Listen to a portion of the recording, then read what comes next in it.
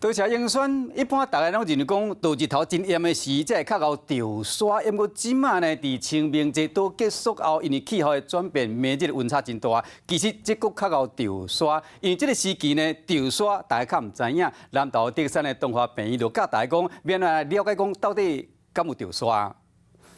民众最近若是有困无好，感觉人神真忝，也是出现嘴打、喉垮、火气真臭情形，就要特别注意讲，有可能是潮沙。中医科医师必来教大家变作判断家己敢有潮沙。那这种患者的话，他通常临床表现就是睡眠开始明显的变差，睡觉会睡得很不好，半梦半醒这样。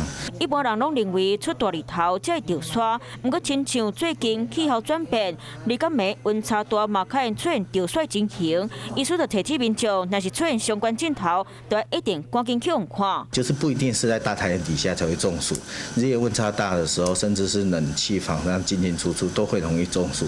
潮水时，除了加啉水，嘛要注意厝内含厝外温差，随时注意家己身体状况，得让保护家己健康。 Hello， 大家好，我是乃瑜，要教给大家2个任务。第一个，华视新闻的脸书专页，你按赞了吗？